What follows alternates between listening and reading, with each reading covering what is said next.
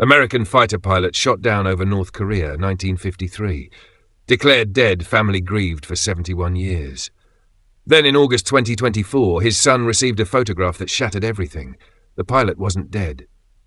For 7 decades, he'd been living as North Korea's most effective spy, while his family honored his memory as an American hero.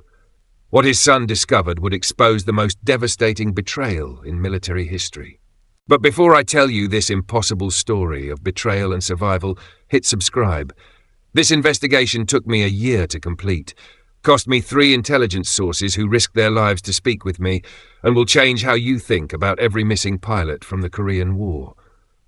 Now let me tell you what really happened to Captain James Mitchell on October 15th, 1953. But I warn you, by the end of this story, you'll understand why some truths are too dangerous for official records.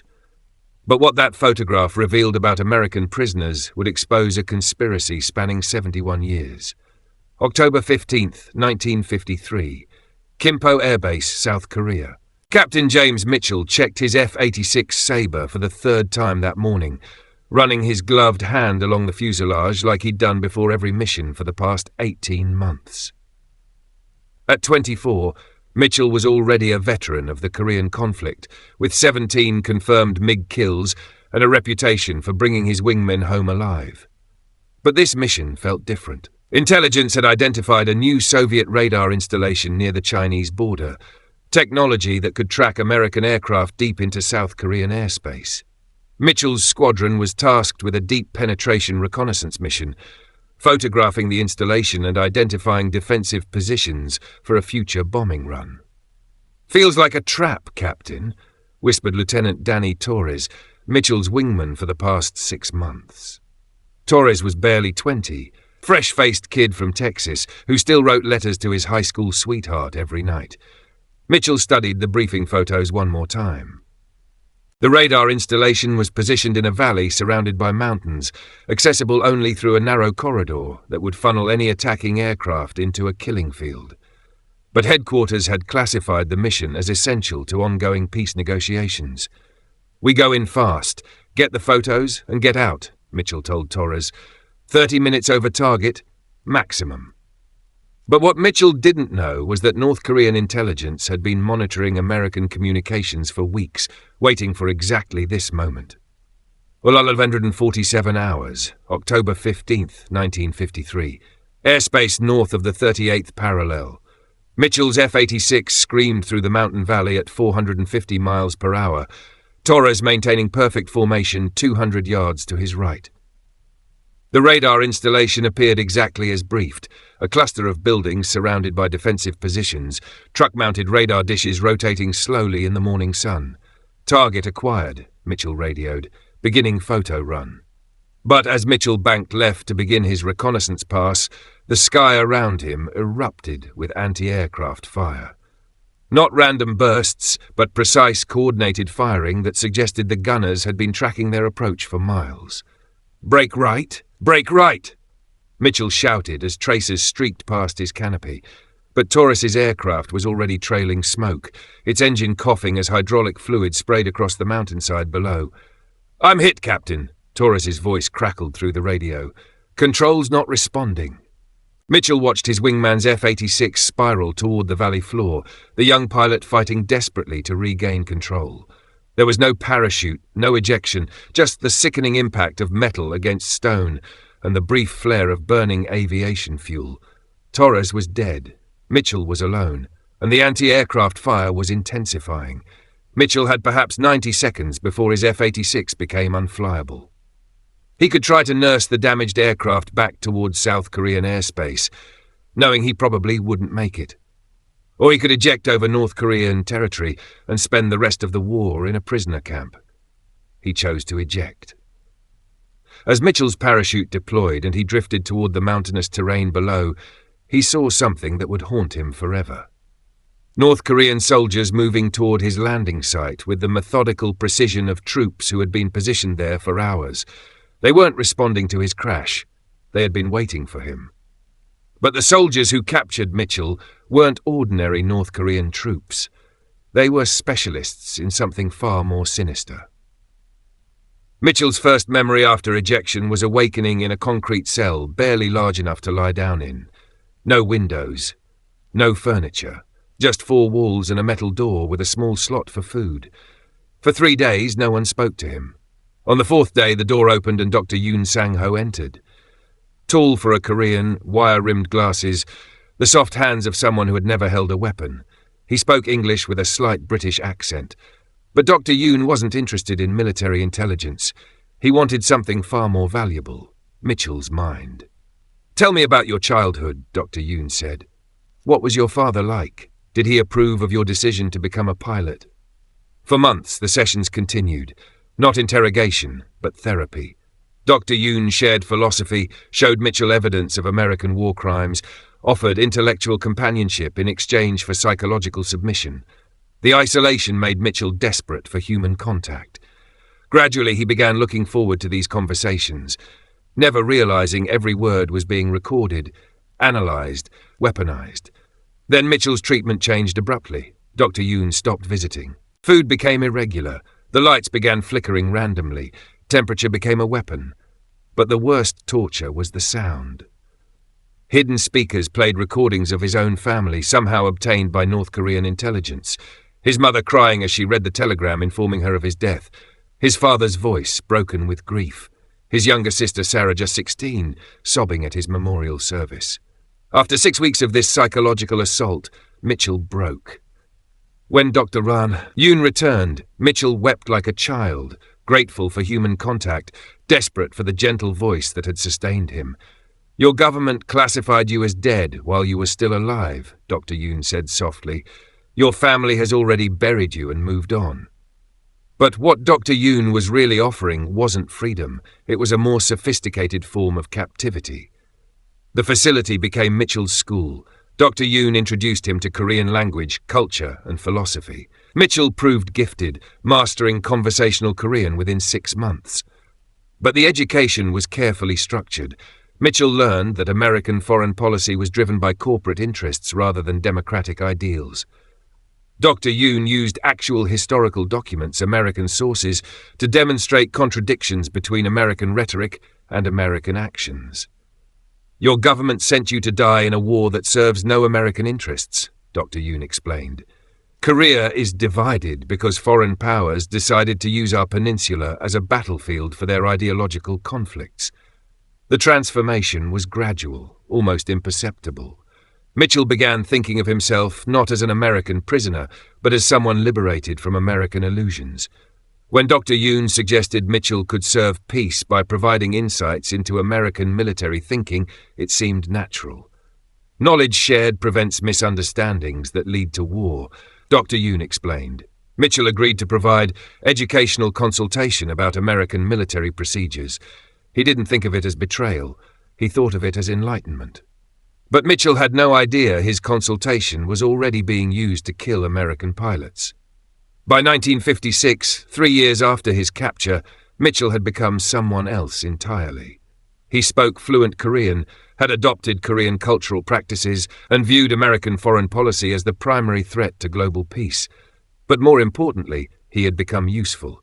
Colonel Yoon, his real title, had succeeded beyond expectations. He hadn't just extracted information from an American prisoner, he'd created an American agent. "James," Colonel Yoon said, "your government believes you are dead. Your family has moved on. You have no official existence. This creates certain opportunities." The opportunity was espionage. Someone with Mitchell's background could attend international conferences, develop relationships, gather intelligence that conventional spies could never obtain. Mitchell would become Dr. Kim Chol-soo, a Korean aeronautical engineer educated in the United States before the war. The first assignment was Geneva, an international aviation conference where American military officials would discuss technological developments. The cover identity was perfect. Mitchell's knowledge was authentic, his English native level, his understanding of American culture credible. Over 5 days, Mitchell gathered intelligence about American aircraft development, strategic deployment plans, and personal backgrounds of key officials. The success led to more ambitious assignments. For 20 years, from 1956 to 1976, Mitchell operated as one of North Korea's most successful intelligence agents, moving freely through international settings where his American background provided access conventional spies could never obtain. But Mitchell's greatest test would come when North Korea asked him to betray his own family. December 1978. Vienna, Austria. Mitchell, now known exclusively as Kim Chol-soo, was attending an aerospace technology conference when he encountered someone from his former life. Colonel Robert Mitchell, United States Air Force, was leading an American delegation. Older now, greying, but unmistakably Mitchell's younger brother Bobby, who had been 16 when Mitchell's F-86 was shot down. Bobby had followed his brother into military service, rising to become a specialist in intelligence technology. He was now 41, married, carrying on the Mitchell family tradition that James had abandoned 25 years earlier. For 3 days, Mitchell observed his brother, listening to presentations, studying mannerisms that were achingly familiar despite decades of separation. Bobby carried visible grief. During one presentation, Mitchell heard him reference a brother who gave his life in Korea, and the pain in his voice was unmistakable. Mitchell faced an impossible choice. He could maintain his cover and complete his mission, or he could reveal himself, destroying 25 years of work. But there was a third option, one Colonel Yoon had prepared him for. Mitchell could use his brother's presence to acquire intelligence invaluable to North Korean strategic planning. The approach was subtle. Mitchell introduced himself as Kim Chol-soo, a Korean engineer with extensive American experience. Bobby was intrigued by Mitchell's technical knowledge and cultural insights. Over several evenings, Mitchell cultivated the relationship, gradually steering conversations towards sensitive topics. Bobby proved surprisingly willing to discuss classified matters, viewing Mitchell as a foreign colleague rather than a security threat. But Mitchell also learned something that shattered his rationalization. Bobby carried their older brother's photograph in his wallet, a candid Christmas shot from 1952. "He was my hero," Bobby told Mitchell. "Everything I've accomplished was an attempt to honor his memory. I know he would have been a general by now if he hadn't given his life for his wingman." Mitchell stared at the photograph, his own young face looking back across 25 years of betrayal. He had become someone who could manipulate his own brother's grief to serve their country's enemies. But Colonel Yoon had even darker plans that would make this betrayal seem like a minor compromise. 1985. Pyongyang, North Korea. General Yoon summoned Mitchell for a meeting that would define his final phase as a North Korean agent. At 56, Mitchell had spent more than half his life serving the regime that had captured and converted him. "Kim Chol-soo," General Yoon said, "your service has been exemplary, but we need a different contribution now." The mission was unprecedented. Instead of gathering intelligence at conferences, Mitchell would be infiltrated back into the United States itself, assuming an identity that would allow him to monitor American domestic politics from the inside. The cover was masterful. Dr. Charles Kim, a Korean-American professor specializing in international relations, a man whose background explained his expertise while providing access to academic and policy circles where American strategic thinking was developed. Mitchell would be inserted into American academia, where his knowledge would allow him to build relationships with government officials, military leaders, and analysts who would provide invaluable intelligence. 6 months later, Dr. Charles Kim arrived at Georgetown University's School of Foreign Service, where his courses on East Asian security quickly gained reputation for sophistication that attracted students from the State Department, Pentagon, and intelligence agencies. For 15 years, from 1986 to 2001, Mitchell operated in the heart of American academic and policy circles, building relationships, gathering intelligence, providing North Korea with unprecedented insights into American strategic thinking. He was so successful that colleagues recommended him for government consultation positions that would have given him direct access to classified planning processes. But in 2024, Mitchell's past would catch up with him in a way neither he nor General Yoon could have anticipated. August 15th, 2024, Seoul, South Korea. David Mitchell, 68 and recently retired from aerospace engineering, was visiting Seoul as part of a tour exploring his family's military history. His father, Captain James Mitchell, had been shot down over North Korea in 1953 and never recovered. But David's trip was motivated by more than tourism. He had spent decades researching his father's disappearance, following leads that might explain what happened to the F-86 pilot who vanished without a trace. At the War Memorial Museum, research librarian Kim So-young was helping David examine photographs when she made an observation that would change everything.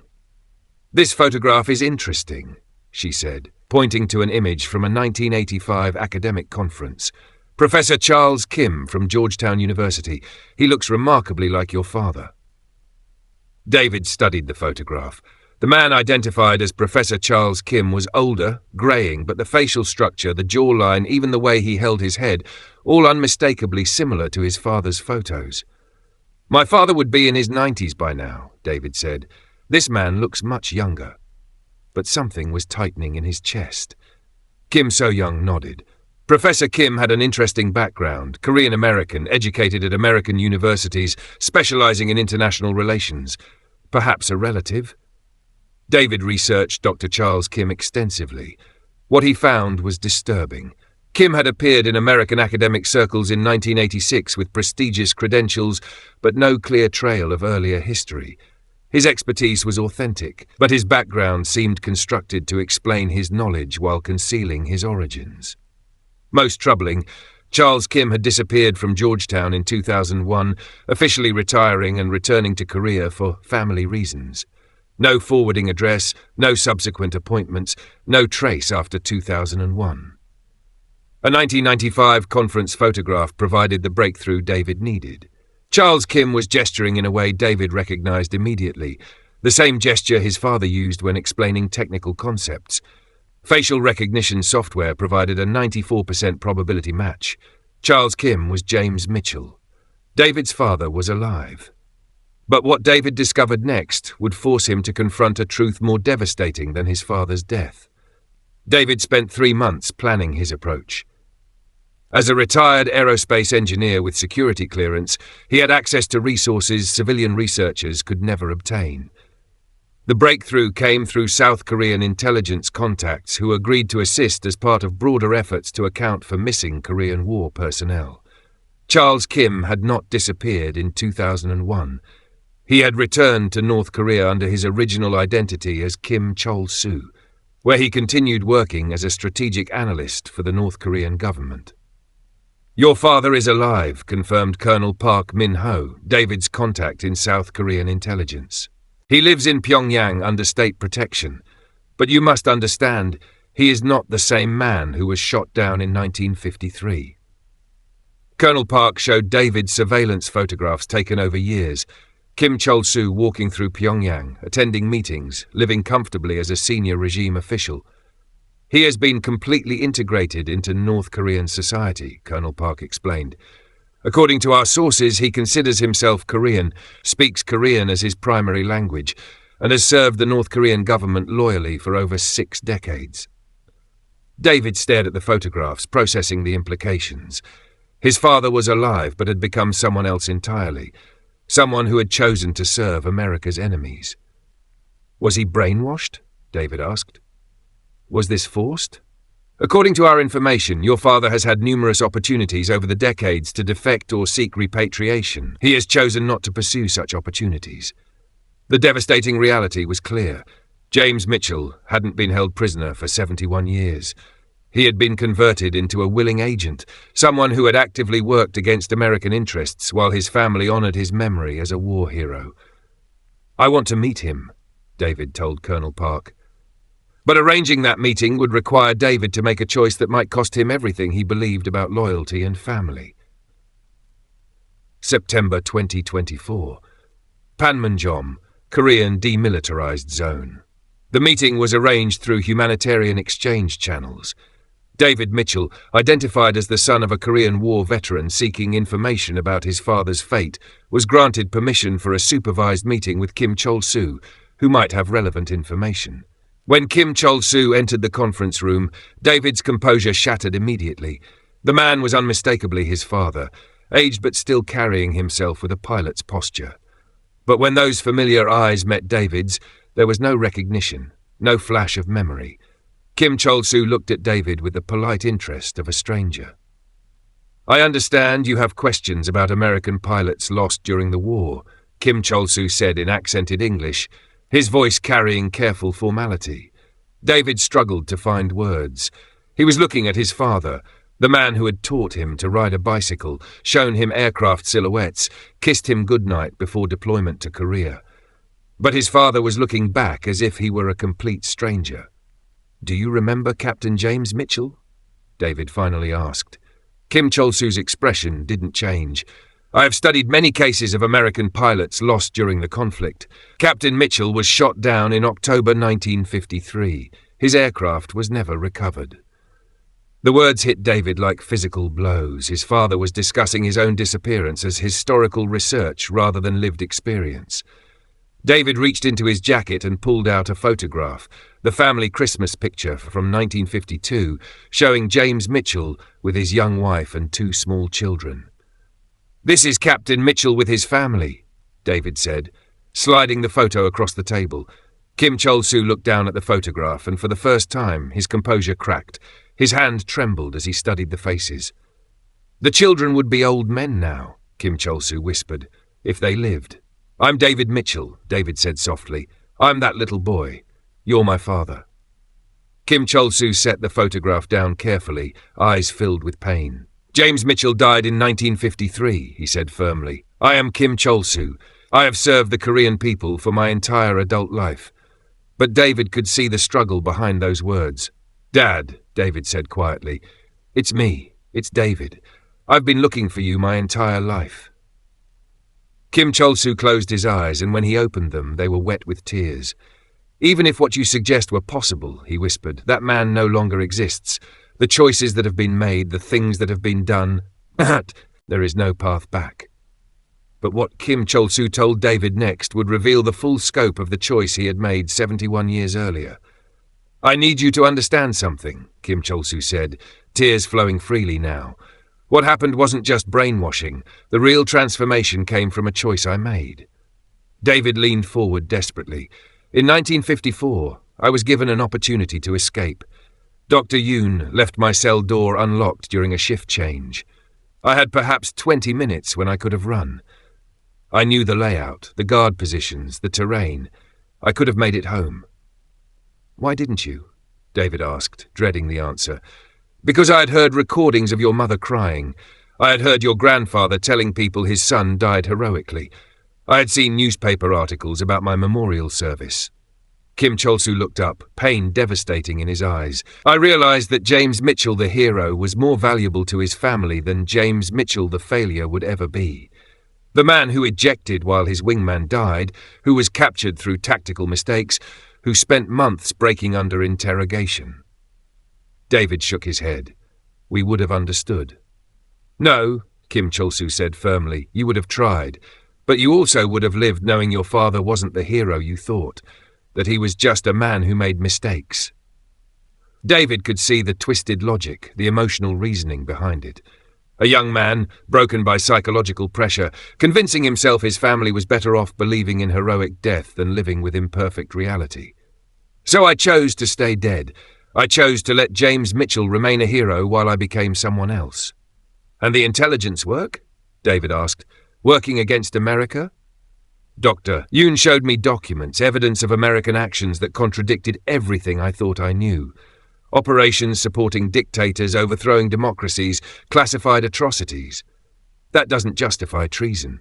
"No," Kim Chol-soo agreed, "but it made the choice easier to live with. If America pursued policies harming innocent people, perhaps providing enemies with intelligence wasn't betrayal. It was harm reduction." David could see how manipulation and trauma might create such rationalization.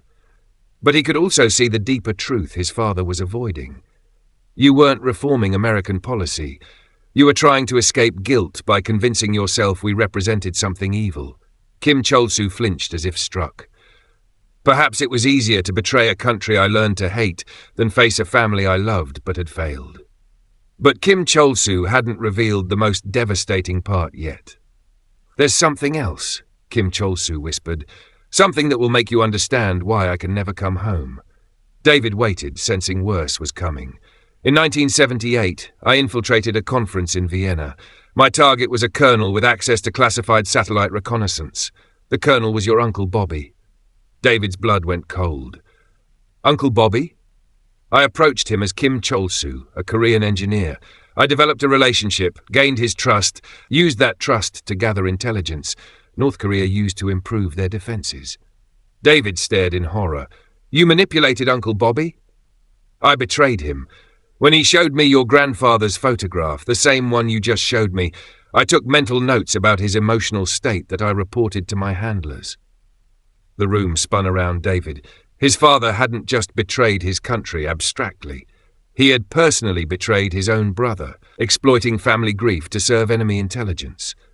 "Bobby spent his entire career trying to live up to your memory," David said hollowly. "I know, and I used that love against him." David pushed back from the table. "How many other Americans? How many people died because of intelligence you provided?" "I don't know. I told myself I was providing defensive information. But intelligence is intelligence. Information that helps defense helps attack when the time comes." David turned to stare out at the DMZ. "Do you understand why redemption is impossible? Why the hero your family mourned can never return to expose himself as a traitor?"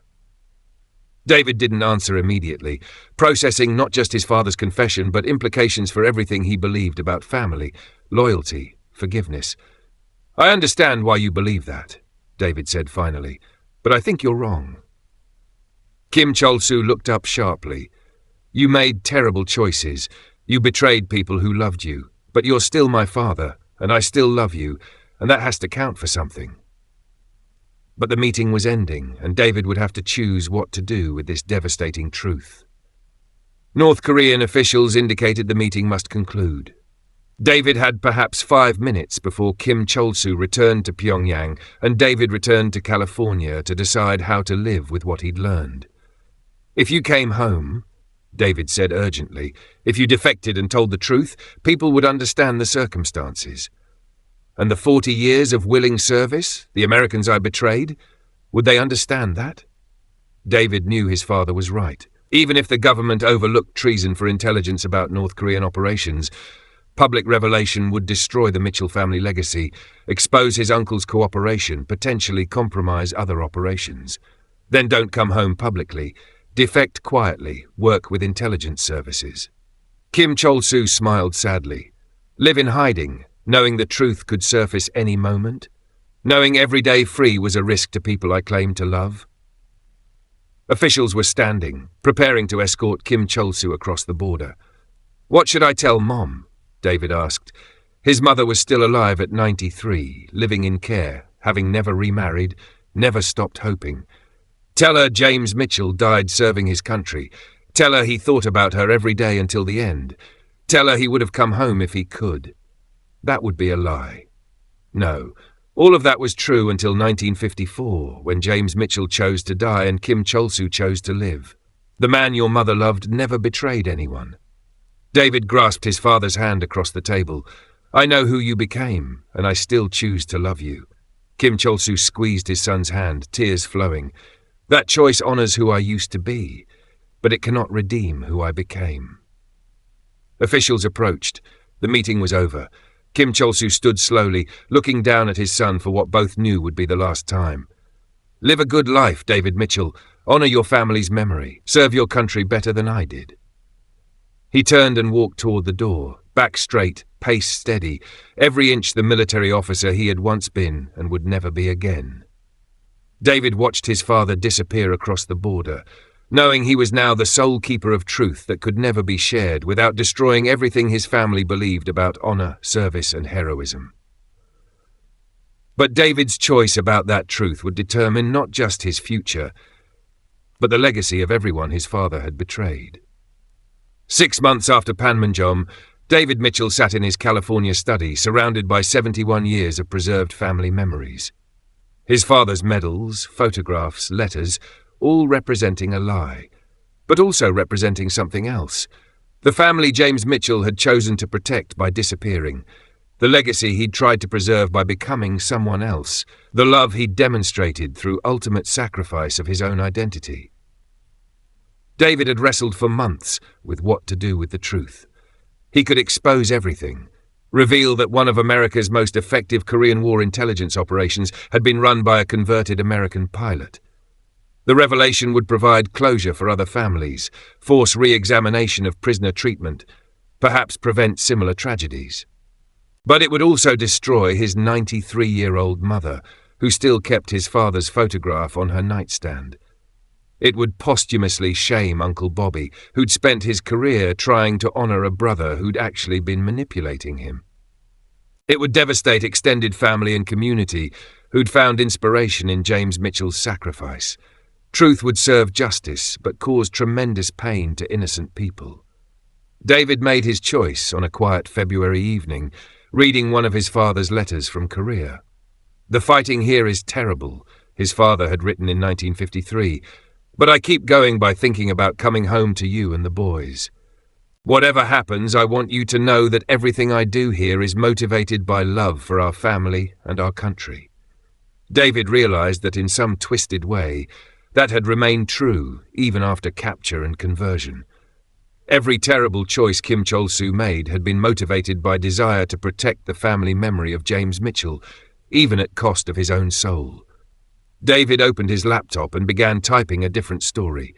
He would write about his search for his father, about pain of families who never received answers, about missing relatives, about need for better intelligence sharing between nations to account for prisoners and missing personnel. He would advocate for more aggressive investigation of Cold War disappearances, for government transparency about prisoner treatment, for support systems helping families cope with uncertainty and loss. But he would not reveal his father had been found alive. He would not expose intelligence operations that kept Kim Chol-soo hidden for 7 decades. He would not destroy the family legacy his father had sacrificed everything to preserve. Instead, David would honor both versions of his father, the hero who died protecting his wingman, and the traitor who spent his life protecting his family from truth about what he'd become. Because sometimes the greatest act of love is allowing people to keep believing in something beautiful, even when truth is unbearable. May 15th, 2025, Arlington National Cemetery. David Mitchell stood beside his father's memorial stone, among thousands honoring servicemen whose remains were never recovered.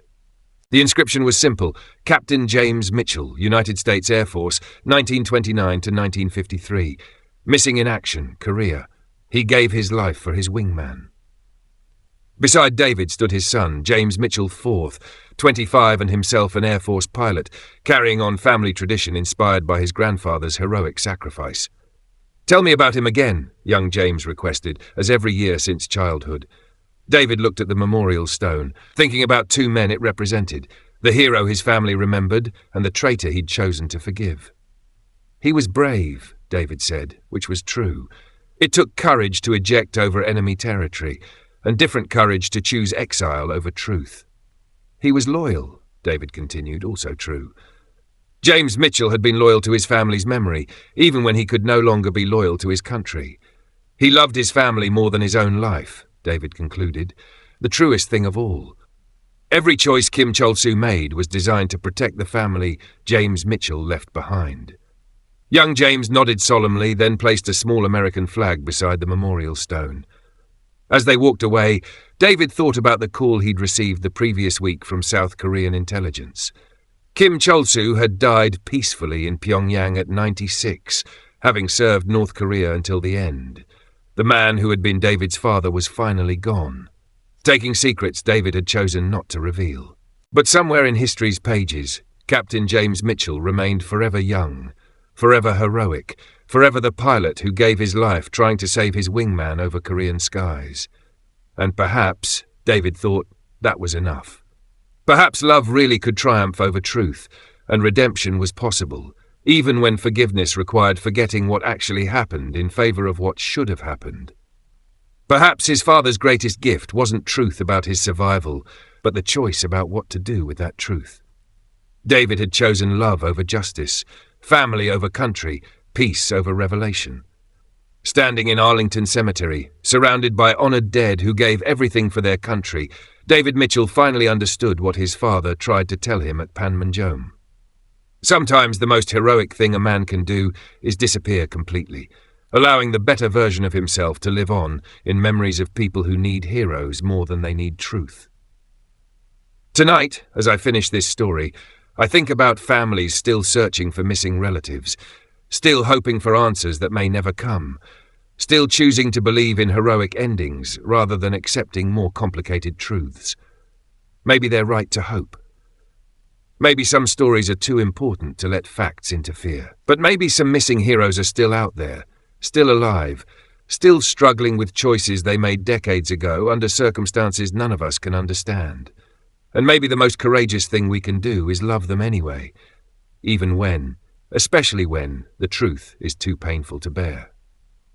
If this story of loyalty, betrayal, and impossible choices moved you, please subscribe and hit that notification bell. Share it with others who understand that some truths are more complex than simple categories of hero and villain can contain. Because somewhere out there, other families are searching for answers they might not want to find, and other sons and daughters are trying to reconcile the heroes they remember with the human beings who actually lived, made mistakes, and paid prices that lasted lifetimes. Captain James Mitchell served his country until October 15th, 1953, when he was shot down over North Korea. Kim Chol-soo served North Korea until his death in February 2025, when he carried his secrets to the grave. And David Mitchell serves the memory of both men, knowing that love sometimes requires us to choose which truth deserves to survive.